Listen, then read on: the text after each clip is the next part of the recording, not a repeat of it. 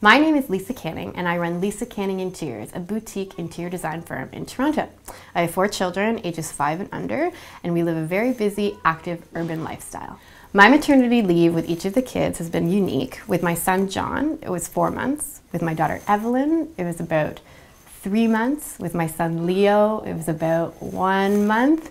And then with my daughter Rose, it was about 2 weeks. But when you are an entrepreneur and a mother, there are certain challenges that you definitely have to navigate.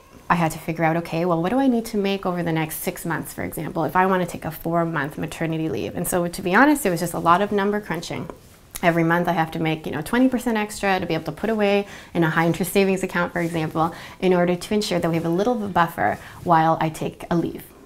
The reality of living in an urban city like Toronto is that childcare can be quite costly. And when we had 1 child, daycare was potentially an option. That was something with 2 incomes or 1 full-time income and 1 part-time income that we could make work. With 2 children, it was definitely getting to be a little bit more of a stretch when we looked at the balance of what was coming in versus what was going out.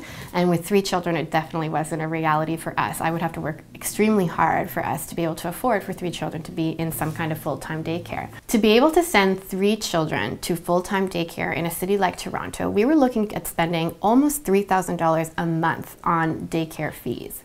When we realized that sending 3 children to full-time daycare was basically a salary, we decided to make some conscious decisions about the lifestyle of our family. And so one decision we decided to make was to have my husband be the primary childcare.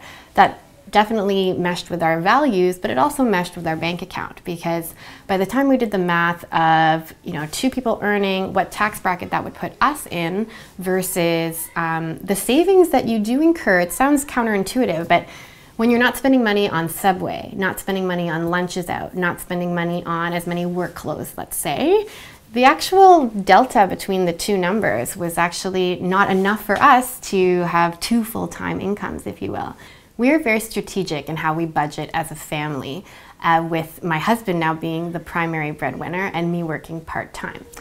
There are a couple of things that are non-negotiables for us. We have a nanny that comes in twice a week that allows me to make appointments outside of the home in a scheduled way, which is great, and also just gives us a little bit of assistance in meal planning and prepping and taking care of our kids. We're able to do that at around $500 a month, which is actually fairly reasonable within our incomes. When you're an entrepreneur, if you don't work, you don't make money. So there are certain things that you definitely have to be cognizant of when you're planning a maternity leave or taking any kind of a break.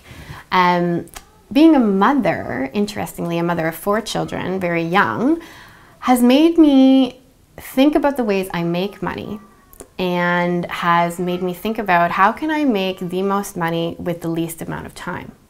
So I'd actually argue that becoming a mother and being a mother of as many children as I have has made me more strategic, made my margins higher in my business, because I have only a certain number of hours in a day that I can work in a very uninterrupted manner, let's say.